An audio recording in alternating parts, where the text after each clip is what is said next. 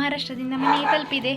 ಇಲ್ಲಿ ನೋಡಿ, ನಾನು ಫಸ್ಟ್ ನೋಡಲಿಕ್ಕೆ ಬಂದದ್ದು ನನ್ನ 2 ಪುಟ್ಟ ಮಕ್ಕಳನ್ನು. ದೊಡ್ಡಾಗಿದ್ದಾರೆ. ನಾನು ಮೊನ್ನೆ ಹೇಳಿದ್ದಲ್ಲ, ಕಣ್ಣು ನೋಡ್ಕೊಳ್ಳೋದಕ್ಕೆ, ಅಪ್ಪನನ್ನು ನೋಡ್ಕೊಳ್ಳೋದಕ್ಕೆ. ಹೀಗೆ ಬರ್ತಾ ಇರಿ, ಸಹಕರಿಸ್ತಾ ಇರಿ.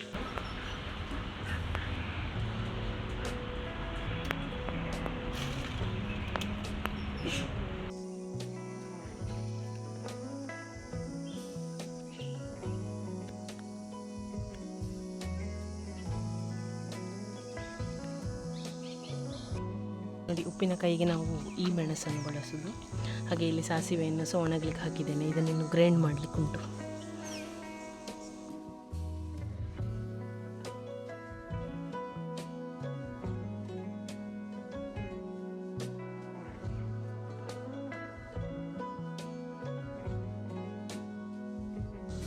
ನಾನು ಮನೆಯದು ಸಾಧಾರಣ ಕೆಲಸ ಮುಗಿಸಿ ದನಗಳನ್ನು ತಂದು ಕಟ್ಟಿ ಹಾಕಿದ್ದೇನೆ. ಟೈಮ್ 10 ಗಂಟೆ ಆಯಿತು. ಈಗ ಚಿಕ್ಕಪ್ಪ ಮತ್ತು ಚಿಕ್ಕಪ್ಪಂದೊಂದು ಫ್ರೆಂಡ್ ಬಂದಿದ್ದರು ಕಿಡ್ನಿ ಸ್ಟೋನಿಗೆ ಮದ್ದು ತಗೊಂಡು ಹೋಗಲಿಕ್ಕೆ ಅಂತ. ಹಾಗೆ ಅವರಿಗೆ ಮದ್ದೆಲ್ಲ ಕೊಟ್ಟು ಬರುವಾಗ ಲೇಟ್ ಆಯಿತು ಸ್ವಲ್ಪ. ಸೊ ಈಗ ಅಮ್ಮನವರಂತಂದು ಕಟ್ಟಿ ಹಾಕಿದ್ದೀನಿ. ಇಲ್ಲಿ ಮಂಗು ಇದ್ದಾಳೆ. ಹಾಗೆ ಈ ಬದಿಯಲ್ಲಿ ಇಲ್ಲಿ ಪುಟ್ಟಕ್ಕ ಮತ್ತು ಅಮ್ಮನನ್ನು ಕಟ್ಟಿ ಹಾಕಿದ್ದುಂಟು.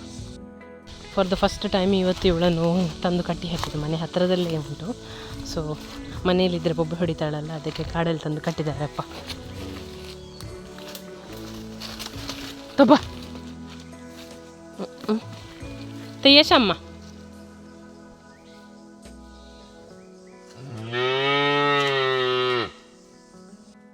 ದನಗಳನ್ನು ಕಾಡಲ್ಲಿ ಕಟ್ಟಿ ಆಯಿತು. ಸೊ ಈಗ ನಾನು ಮನೆಗೆ ಹೋಗ್ತಾ ಇದ್ದೇನೆ. ಅಪ್ಪ ಸಹ ಬರ್ತಾ ಇದ್ದಾರೆ. ಸೊ ನಮ್ಮ ಮನೆಯಲ್ಲಿ ಪಕ್ಕದ ಮನೆಯಲ್ಲಿ ಒಬ್ಬರು ಅಣ್ಣ ಇದ್ದಾರೆ, ನವೀನ್ ಅಣ್ಣ ಅಂತ. ಸೊ ಅವ್ರು ನಮ್ಮ ಮನೆಯದು ಹಾಲು ತೊಗೊಂಡು ಹೋಗ್ತಾರೆ. ಸೊ ಕ್ಯಾನ್ ತಂದು ಇಟ್ಟಿದ್ರು. ಸೊ ಅನುಷ ಇಲ್ಲದೇ ಇದ್ದಾಗ ಅವರು ತೊಗೊಂಡು ಹೋಗ್ತಾರೆ.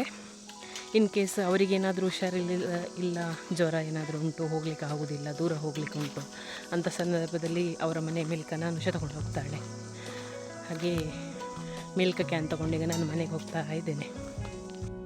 ಅನುಷ ಮತ್ತು ಮಾವಿನ ಮಿಡಿಯನ್ನು ಪರ್ಚೇಸ್ ಮಾಡಿದ್ಲಲ್ಲ, ಸೊ ಆ ಮಾವಿನ ಮಿಡಿ ಈಗ ರೆಡಿಯಾಗಿದೆ, ಉಪ್ಪಲ್ಲಿ ಹಾಕಿದ್ಳು. ಸೊ ಅದಕ್ಕೆ ಇವತ್ತು ನಾವು ಉಪ್ಪಿನಕಾಯಿ ಕಳೆದು ಹಾಕಲಿಕ್ಕೆ ಉಂಟು. ಅದು ನನ್ನ ಮೇಲೆ ಅಪ್ಪ ಜವಾಬ್ದಾರಿ ಹೊರಿಸಿದ್ದಾರೆ. ಸೊ ಇವತ್ತು ಅದರ ಕೆಲಸ ನಮಗೆ. ನೋಡಿ, ಉಪ್ಪಿನಕಾಯಿಗೆ ನಾವು ಈ ಮೆಣಸನ್ನು ಬಳಸೋದು. ಹಾಗೆ ಇಲ್ಲಿ ಸಾಸಿವೆಯನ್ನು ಸಹ ಒಣಗಲಿಕ್ಕೆ ಹಾಕಿದ್ದೇನೆ. ಇದನ್ನಿನ್ನು ಗ್ರೈಂಡ್ ಮಾಡಲಿಕ್ಕೆ ಉಂಟು. ಇವತ್ತು ಇಡೀ ದಿನ ನಾನು ಉಪ್ಪಿನಕಾಯಿ ಹಾಕಿದ್ದು ಮಾತ್ರ, ಬೇರೆ ಏನು ಕೆಲಸ ಮಾಡಲಿಲ್ಲ. ಸೊ ಉಪ್ಪಿನಕಾಯಿ ಅಪ್ಪ ಹೇಳಿಕೊಟ್ಟಿದ್ರು. ಅಂದರೆ ನಮ್ಮದೊಂದು ರೆಸಿಪಿ ಉಂಟು ಅಪ್ಪಂದು. ಸೊ ಅದರ ಪ್ರಕಾರನೇ ನಾವು ಮಾಡಲಿಕ್ಕೆ ತುಂಬ ಲೇಟ್ ಆಗ್ತದೆ. ಫಸ್ಟ್ ಮೆಣಸನ್ನೆಲ್ಲ ಅಂದರೆ ಬಿಸಿಲಿಗೆ ಹಾಕಿ ಒಣಗಿಸ್ಕೊಳ್ಬೇಕು. ನಿನ್ನೆ ಅವರು ಶಾಪಿಂದ ಮೆಣಸು ತಂದಿದ್ದರು. ಆಮೇಲೆ ಆ ಮೆಣಸನ್ನು ಪೌಡ್ರ್ ಮಾಡ್ಕೊಳ್ಬೇಕು, ಸಾಸಿವೆ ಪೌಡ್ರ್ ಮಾಡಬೇಕು, ಆಮೇಲೆ ಅರಶಿನ ಪೌಡ್ರು ರೆಡಿ ಇದ್ದದನ್ನೇ ತೊಗೊಂಡ್ಬಂದಿದ್ರು. ಸೊ ಅದನ್ನೆಲ್ಲ ಇನ್ನು ತುಂಬ ಪ್ರೊಸೀಜರ್ ಇದೆ. ಏನು ನೀರು ತಾಗಲಿಕ್ಕಿಲ್ಲ, ನೀಟಾಗಿ ಮಾಡಬೇಕು. ಹಾಗೆ ನಾನು ಒಬ್ಬಳೇ ಮಾಡ್ತಾಯಿದ್ದೀನಿ. ಇದು ನೋಡಿ, ಸಾಸಿವೆಯನ್ನು ಬಿಸಿಲಿಗೆ ಹಾಕಿ ಪೌಡ್ರ್ ಮಾಡ್ಕೊಂಡಿದ್ದೇನೆ. ಆಮೇಲೆ ಇಲ್ಲಿ ಮೆಣಸಿನ ಪೌಡ್ರ್ ಉಂಟು. ಇದು ಉದಯ ಅರಿಶಿನ ಪೌಡ್ರು. ಆಮೇಲೆ ಇದು ಇಂಗು. ಸೊ ಇಂಗನ್ನು ಹಸಿ ಹಾಕಲಿಕ್ಕಿಲ್ಲ. ನೋಡಿ, ಈ ಥರ ಕೊಕೊನಟ್ ಆಯಿಲಲ್ಲಿ ಫ್ರೈ ಮಾಡ್ಕೊಂಡು ಹಾಕ್ಕೊಳ್ಬೇಕು. ಆಮೇಲೆ ಈ ಥರ ಗ್ರೈಂಡ್ ಮಾಡಬೇಕು. ಗ್ರೈಂಡ್ ಮಾಡುವಾಗ ನೀರು ನೋಡಿ, ಇದು ನಾವು ಮಾವಿನ ಮಿಡಿಯನ್ನು ಹಾಕಿರ್ತೇವಲ್ವ, ಈ ಮಾವಿನ ಮಿಡಿಯನ್ನು ನಾವು ಉಪ್ಪಲ್ಲಿ ಹಾಕಿಟ್ಟದಿತ್ತು. ಸೊ ಈ ಉಪ್ಪಲ್ಲಿ ಹಾಕಿಟ್ಟಾಗ ನಾವು ಬಳಸಿದ ಉಪ್ಪಿನ ನೀರು ಉಂಟಲ್ವ, ಖಾರ, ಆ ಖಾರಕ್ಕೆ ಸ್ವಲ್ಪ ಬಿಸಿನೀರನ್ನು ಸೇರಿಸಿಕೊಂಡು ನಾವು ಈ ಥರ ಕುದಿಸ್ಕೊಳ್ಬೇಕು.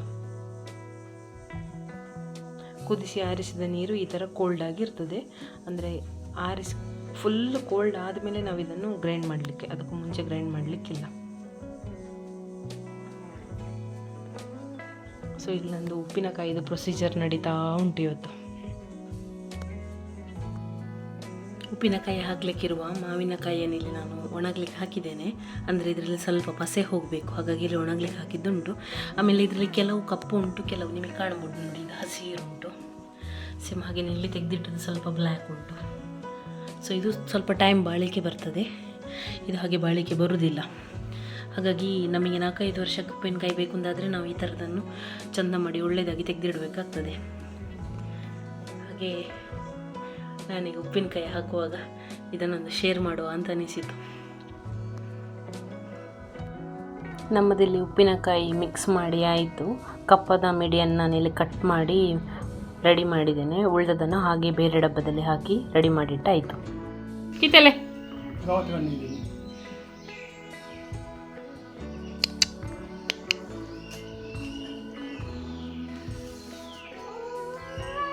ಏ ನಕ್ಕ ಸೋಡತೆಲ್ಲ ಪಾಪು.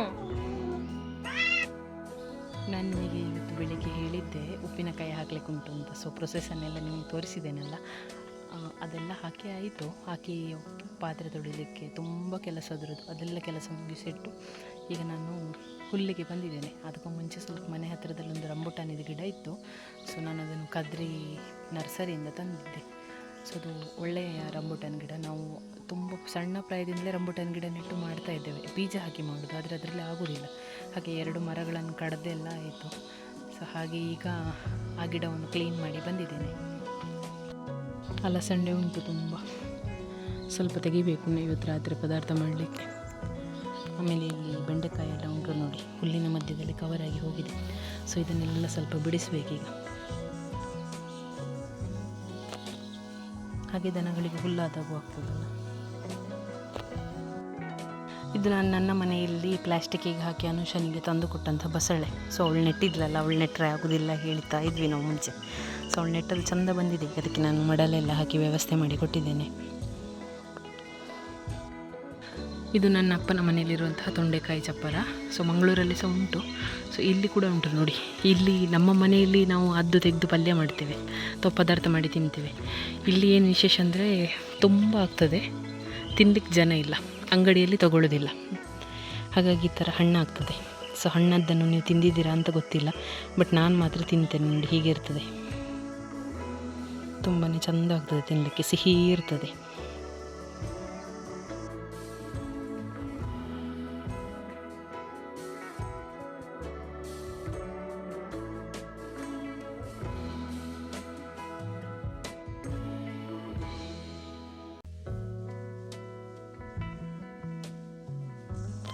ಅನ್ನು ಕೈಶ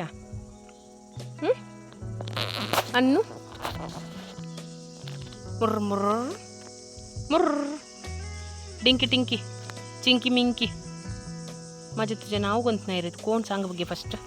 टिंके चिंके ಡಿಂಕಿ ರಿಂಕಿ ರಿಂಕಿ ರಿಂಕಿ ದಿಸ್ತಾನೆ ಅದು ಮುರ್ರ. ಮೊದಲೆಲ್ಲ ನಾವು ಪುಚ್ಚೆಗಳಿಗೆ ಅದು ಕೀಟವನ್ನು ಹಿಡಿದು ಕೊಡ್ತಿದ್ವಿ, ಈಗ ಅವುಗಳೇ ಹಿಡಿದು ತಿಂತಾರೆ ನೋಡಿ. ಎಲ್ಲೆಲ್ಲಿ ಹುಲ್ಲು ಮೇಲೆ ಕೀಟ ಸಿಗ್ತದೆ ಹುಡುಕಿ ಹುಡುಕಿ ಹುಡುಕಿ ಹಾಕಿ ತಿಂತಾನೆ ಅವನು. ಮುರ್ರ ಮುರ್ರ ಮುರ್ರ ಮುರ್ರ ಮುರ್ರ ಮುರ್ರ. ಇದು ನಮ್ಮ ಮನೆಯಿಂದ ತಂದಂಥ ಒಂದು ಗಿಡ, ಅಂದರೆ ಮಂಗಳೂರಿಂದ ನಾನು ಸಣ್ಣ ಗಿಡ ಕೊಟ್ಟಿದ್ದೆ.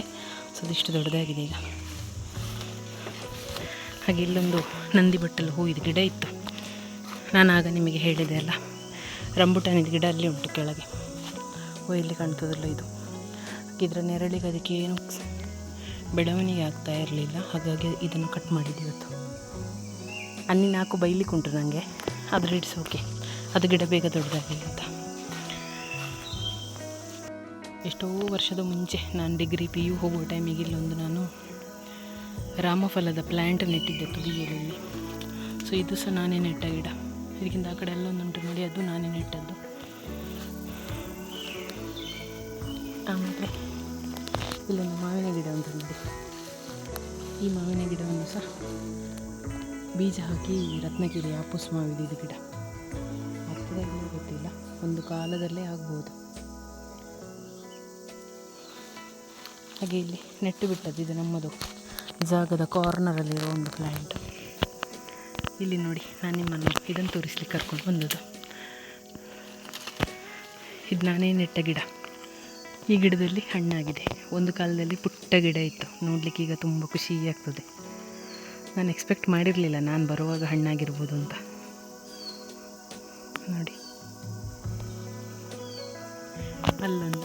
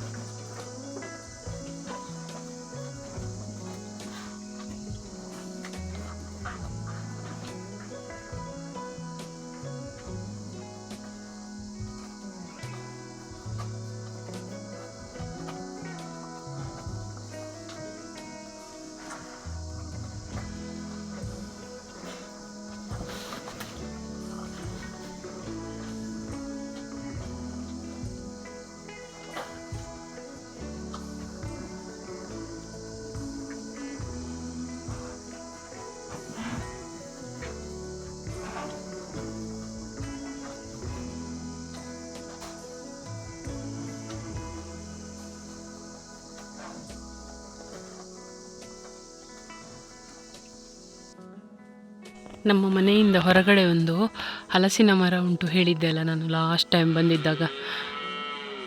ಸೊ ಆ ಹಲಸಿನ ಮರದಲ್ಲಿ ಹಣ್ಣಾಗಿದೆ ಆಗಿರಬೇಕು, ಅದರ ಸುತ್ತ ಎಲ್ಲ ಕೀಟಗಳು ಹರಡ್ತಾ ಉಂಟು. ಸೊ ಅದನ್ನೀಗ ಅಪ್ಪ ಚೆಕ್ ಮಾಡ್ತಾರಂತೆ ಏಣಿ ತಂದು.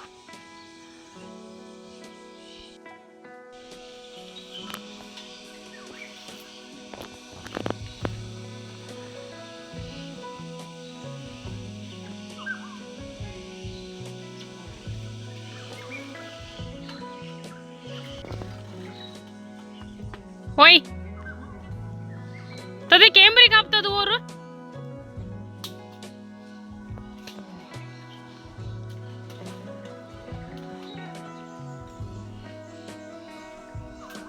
ತಕೊಂಬು ಪರ್ಮಲ್ ಮಗ ಚಾ. ಅಪ್ಪ ಮೇಲೆ ಹೋಗಿ ಚೆಕ್ ಮಾಡಿ ಆಯ್ತು, ಅದು ಹಣ್ಣಲ್ಲಂತೆ, ಕಾಯಿ. ಸೊ ಹೋಗ್ತಾ ಇದ್ದಾರೆ ನೋಡಿ ಅವರು.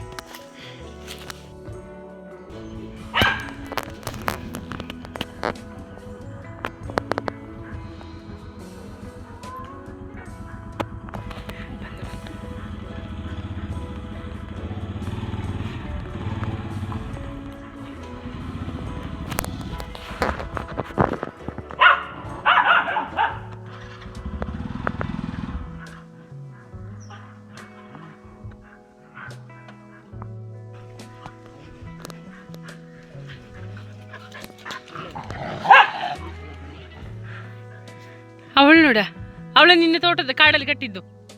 ಅಯ್ಯೋ ಎಂತ ಬೊಬ್ಬೆ, ಇವಳ ರಿಯಾಕ್ಷನ್ ಇಲ್ಲ, ಬಚ್ಚಿತು ಪಾಪ. ಕೊಡ.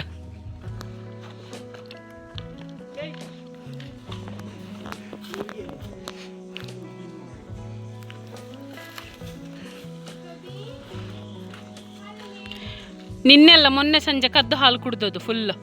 ನಿನ್ನೆ ಬೆಳಿಗ್ಗೆ 1.5 ಲೀಟರ್ ಹಾಲು. ಇವತ್ತು ನಾನು ಸ್ವಲ್ಪ ಹಾಲು ಕೊಟ್ಟದ್ದು ಅವಳಿಗೆ ಕುಡಿಲಿಕ್ಕೆ. ಮತ್ತೆ ಹುಳ ಆದ್ರೆ ಕೋನ ಇಲ್ಲ ಚಿಂಕಿ.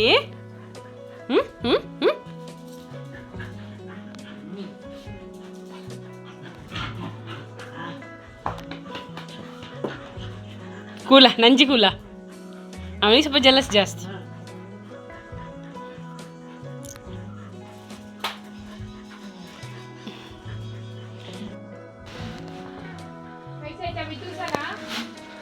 ಬಂದು ರೆಸ್ಟ್ ಮಾಡೋದಲ್ಲ, ಅಟ್ಟದ ಮೇಲೆ ಹತ್ತಿ ಬೆಕ್ಕು ಮರಿಯನ್ನು ಹುಡುಕ್ತಿದ್ದಾಳೆ. ತಂದು ತಗೊಂಬ ಕೆಳಗೆ. ಇದು ಉಲ್ಟ ಇಟ್ಟದು ನಾನು. ಜಾರಿ ನೀ ಯಾಕೆ ಬರುದು?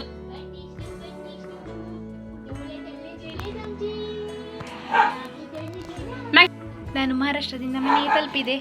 ಇಲ್ಲಿ ನೋಡಿ, ನಾನು ಫಸ್ಟ್ ನೋಡಲಿಕ್ಕೆ ಬಂದದ್ದು ನನ್ನ 2 ಪುಟ್ಟ ಮಕ್ಕಳನ್ನು. ದೊಡ್ಡಾಗಿದ್ದಾರೆ. ನಾನು ಮೊನ್ನೆ ಹೇಳಿದ್ದಲ್ಲ, ಕಣ್ಣು ಬಿಡ್ತಾರೆ ಸ್ವಲ್ಪ ಸಮಯದಲ್ಲಿ ನಾನು ಮಹಾರಾಷ್ಟ್ರದಿಂದ ಬರುವಾಗ ಅಂತ. ಒಳ್ಳೆ ಜಾಗದಲ್ಲಿ ಇಡಲಿಲ್ಲ ಇವಳು ಅಂತ. ಈಗ ಒಳ್ಳೆ ಪ್ಲೇಸ್ ಮಾಡಬೇಕು ಇವರಿಗೆ. ನಾನು ಹೊರಟೆ, ಅನ್ನಿ ಬಂದಿದ್ದಾಳೆ ಆಗಲೇ. ಟಾಟಾ ಟಾಟಾ. ರಿಯಾಕ್ಷನ್ ನೋಡ್ಕೊಳ್ಳೋದಕ್ಕೆ, ಅಪ್ಪನ ನೋಡ್ಕೊಳ್ಳೋದಕ್ಕೆ ಹೀಗೆ ಬರ್ತಾ ಇರಿ, ಸಹಕರಿಸ್ತಾ ಇರಿ. ಹಾಗೆ ನಾನು ಮತ್ತೆ ಸುಬ್ರಹ್ಮಣ್ಯದಿಂದ ಮಂಗಳೂರಿಗೆ ಬರುವಂಥ ಬಸ್ಸಲ್ಲಿ ಕೈಕಮ್ಮದಿಂದ ಹತ್ಕೊಂಡು ಬರ್ತಾ ಇದ್ದೇನೆ. ಇವಾಗ ಸಾಧಾರಣ ಒಂದು 5:30-6 ಗಂಟೆ ಹೊತ್ತಿಗೆ ನಾನು ಮಂಗಳೂರು ನಮ್ಮ ಮನೆಗೆ ರೀಚ್ ಆಗಿದ್ದೇನೆ.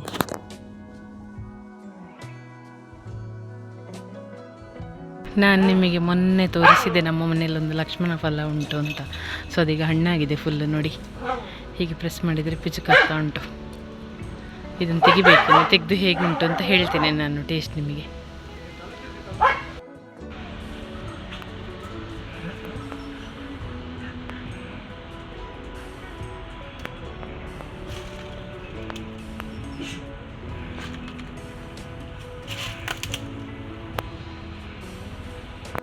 ಫಸ್ಟ್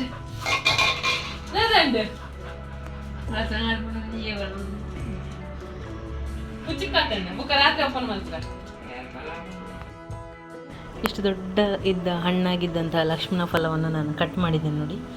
ಸೊ ಈ ಥರ ಉಂಟು.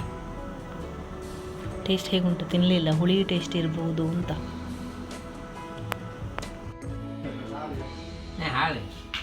ಸೊಮ್ಮಸ ತತ ಸಚ್ಚು ಟೇಸ್ಟ್ ಹಾಂ ತೇನಿ ಏನೋವೆ ಅಚ್ಚೆ ತುಮಿ ಕಾ ಬಿ ಮಗೆ ಬೈರೆ ಅಂತ